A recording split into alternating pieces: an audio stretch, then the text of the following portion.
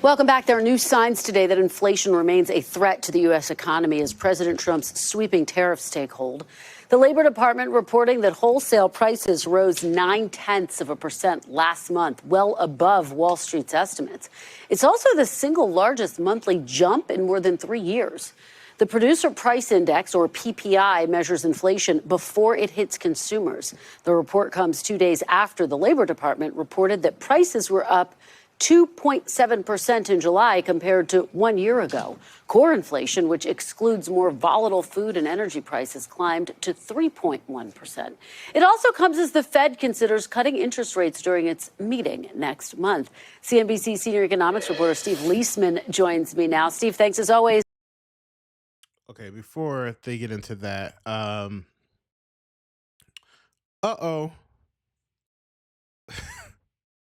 um, okay, man, this is a lot going on here. So they're saying this is the highest surge, uh, at the fastest rate in 3 years. Clear. This goes without saying. Let me be Captain Obvious for a minute. Well, that's a problem. Uh-oh. Um, there were a lot of economists earlier on saying about the tariff thing. Now, to be balanced and fair here, because that's what I always try to do. One of my philosophies is I like to try and find the middle where no one is happy because I believe, and I'm allowed to change my mind too, but I believe no, if no one's happy, then you're probably doing something right. And if everyone got to get something, everyone got a little bit of something, but you didn't get everything you wanted. I also think that's right as well. And I'll try to color that in for you a little bit too. My philosophy. So I the tariff thing, what it, it may be too early to call it just yet. And I know that sounds crazy to think. And I'm still on the fence about it. I don't, as you could tell, I still haven't gave a definitive like. I don't know how I feel about him. I mean, just off the rip, I could say, okay, I don't like the way they were gone about, right? The way he went about doing it. I also think something needed to be done, meaning like we can no longer continue to outsource everything. There are some things that we need to do in house just for from a security perspective, because I do agree with that. But I also think that we can't alienate and ostracize our friends, and stuff like that. I don't know if that's good. I think there's a way to do it that's more winsome um, and more tactful than to just so abrupt and give the market time to kind of work its way through.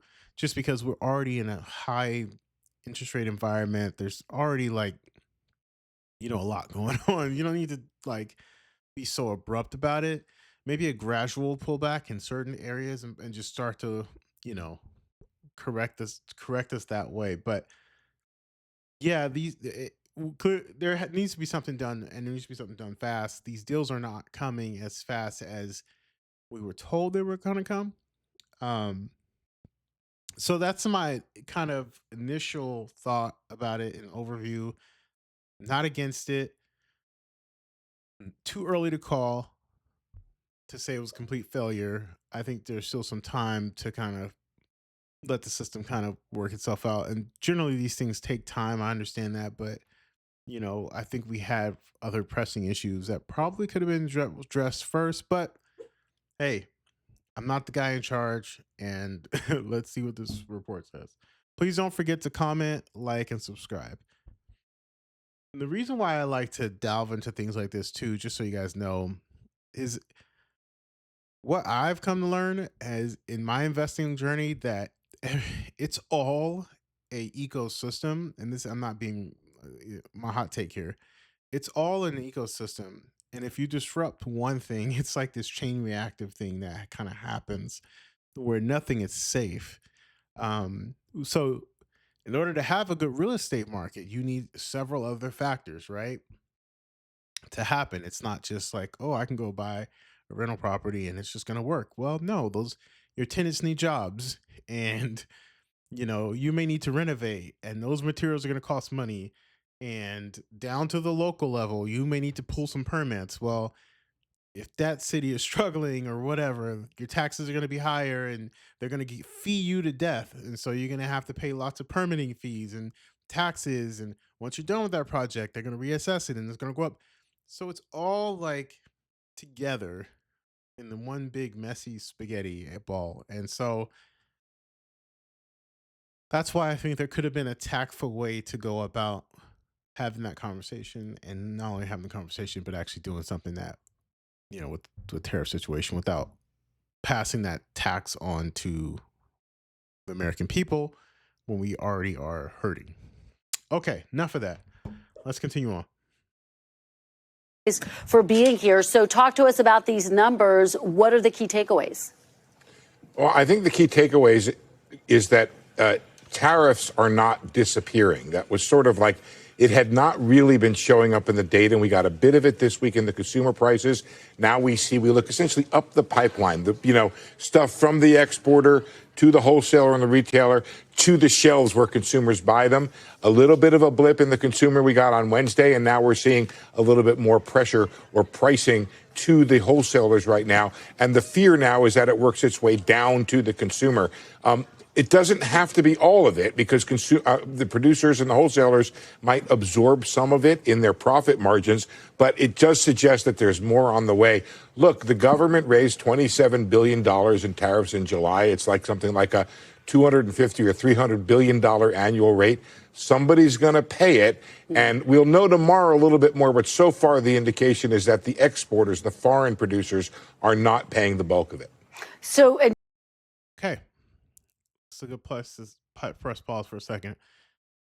A lot of us kind of knew this. I think they said the most Googled word after the election was tariffs. After the election, that's kind of crazy to me. And again, I try to fall in the middle. I'm not trying to be Democrat, Republican, left or right, whatever. I like to cherry pick ideas. Unfortunately, it does come down to where you do have to pick and whatever. Um, but let me try to break it down from how I understand it, and well, not from how I understand it, how things like this affect real estate. And we'll talk about commercial real estate, just because I think you guys will understand it once I break it down. And that's what I do. I have the most experience in that, and that's what I've done for a large part of my career. And I've done multifamily as well. So think of it like this: when you have a commercial building, and I'm talking about it from a management perspective, there's something called a CAM. And what a CAM is, basically, I've made other videos about it. You can go watch those and you understand that. But a CAM, in short, stands for common area maintenance. And so what that means is every year, so let's just say you're opening a bakery or this cool new restaurant, great location downtown. You usually have to rent that space from some operator, right? You go in there, you sign a lease, you do all this stuff, you get all this nice equipment. Maybe you agree to some terms with the owners, landlords, and they give you some money to build out your space in your restaurant and your bakery the way you dreamed it in your cafe or whatever. You do that, you've been operating for a year. Well, every year we have to reassess, right? As you should, because every year our operating expenses as the ownership goes up via taxes, insurance, maintenance costs, right? Everyone participates in that. By everyone, I mean all the tenants in the building. You're a tenant in that building. You operate your restaurant, cafe, or bakery. So every year we're gonna look at the tax bill. Let's just say the city said, "Hey, we're raising you up." It was at $95,000 a year. Raise it to 90 to 100, right? Just for easy math sake. And now that extra 5 grand, that caught us off guard because we didn't know the city was going to hike us up that much.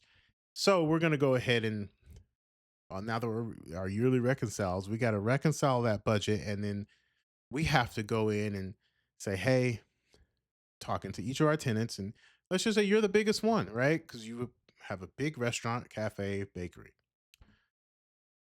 You're going to pay the lion's share of that because you have the most square footage in that space. And this is terrible, awful. We hate it.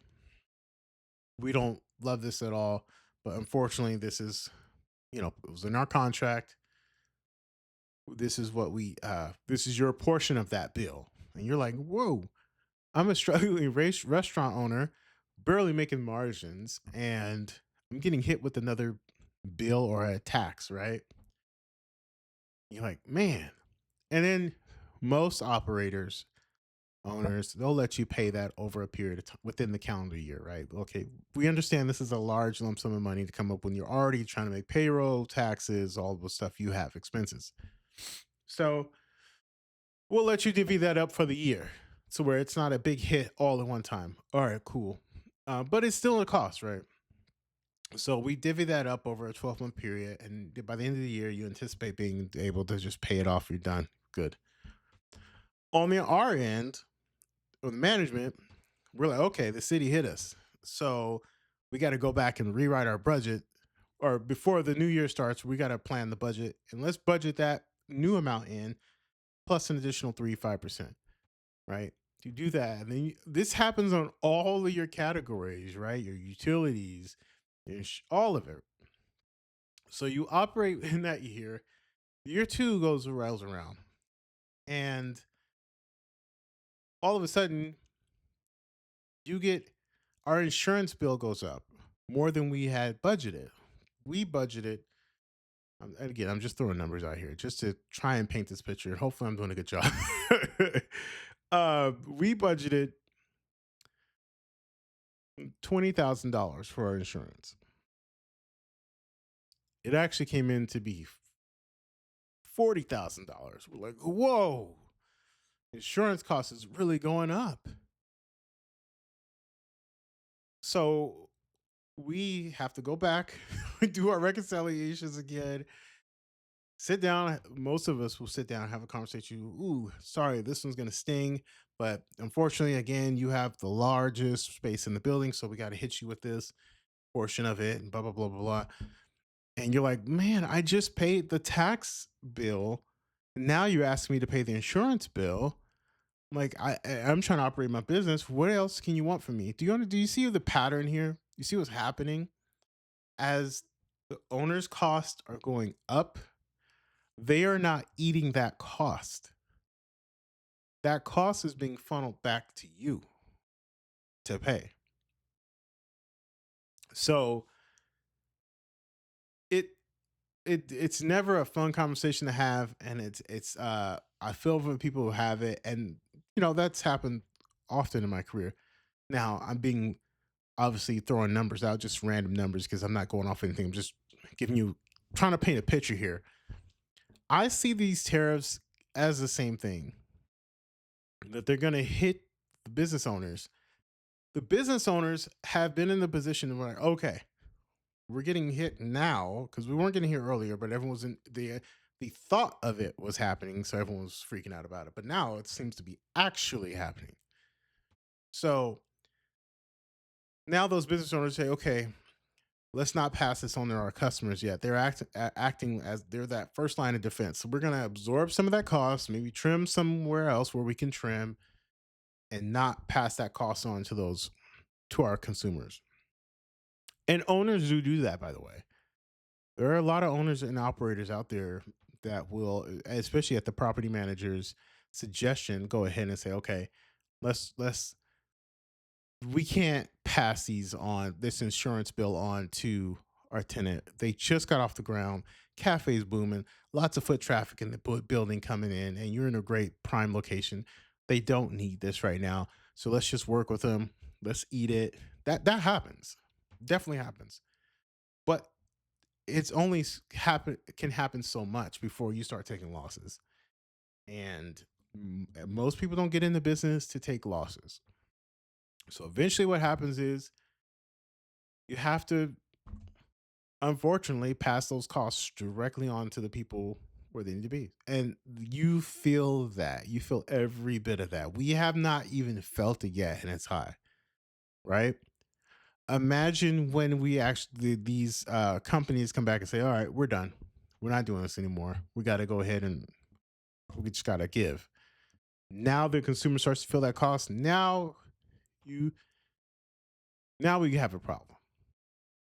So hopefully that helps. I know I took a little bit of time, but I really want to take some time to kind of impact basically how I, through the lens of real estate, how I look at the tariffs. And there's a lot more in depth, but I'm not an economist by any sorts of imagination. But I'm just telling you what my interpretation of it is and what, or not my interpretation of it, but how I see it happening, just because it happens in business all the time. So that's why I think there could have been a more tactful way to do it and to more gradual kind of rise and increase. But anyway, let's finish this video and get you guys out of here. And just to be very clear, we're talking about prices on wholesale goods going up. So effectively what you're saying is that prices at the checkout counter could be next? They could be next. It's exactly right. Now, what you're going to have is what you've had so far is strategies by companies to, in some cases, avoid raising those prices. For example, let's say the import price of a sweater goes up by $10. They may raise that price by $2 and spread the other $8 over other costs that are out there. That's one possibility. The other thing is that they do pass along the entire price depending upon how much choice the consumer has in buying stuff. But it's going to happen, and it's been happening over, let's say, a 3 to 6 month period that these prices are going to. Right now, also, Kristen, one of the things that's happening is there was a surge in imports ahead of the tariffs. So some of what has been being sold over the past several months has been from the inventory at the old price. As time goes by, the stuff that the retailers are going to be selling is stuff at the new tariff price. So they're going to either take a hit on margins, and some of them, by the way, those stocks of some of those importers have taken a hit, or they're going to have to pass along to the consumer. Steve, very quickly before I let you go, what do you think this means for the Fed? Of course, we're all watching and waiting to see if they lower rates next month. Well, the Fed's in a very difficult position right now. It has a president who is hammering them to lower rates and complaining that what's wrong with the economy is what's wrong with Fed policy being too tight. But the Fed has this issue of trying to see what's going to happen with inflation relative to these tariffs, and it being their responsibility to make sure that if you have an increase in tariff prices, it doesn't spread to a broader inflation. And we know how the public feels about that broader inflation. It cost the president his job. All right. Well, you also remember, too, just to tack on real quick before we get you guys out of here, the job numbers, how they were wrong, basically. Not wrong in the sense that, because I don't agree with the firing, but they were just, the data was late. I don't know. But it appears that the Fed is in a really tough spot now because while these numbers aren't looking good for these tariffs, you also have the job reports that is not looking good. And I think if the Fed had to choose, they're going to choose the jobs because that's their mandate, right? They got to get the employment at a reasonable rate. And right now it appears that it is not, people aren't hiring, at least not at the volume that they had calculated. So that changes everything. And how I see it, unfortunately, is that the Fed at this point is in a game of pickle. I don't know if you ever played pickle, where, in baseball, you got two players on either side, and then you're running in the middle, and they throw the ball back, run a little closer, throw the ball on the other side, and run in, and you're trying to not to get tagged out, and you're just playing the game back and forth. It's kind of what the Fed is in. And you know what that's called? That is called stagflation. Terrible thing to be in. Terrible thing to be in. Again, not an economist. You guys can go find videos that talk about stagflation. Go look it up. Please don't forget to comment, like, subscribe, and appreciate the support on the channel. Thank you guys so much. See you in the next one.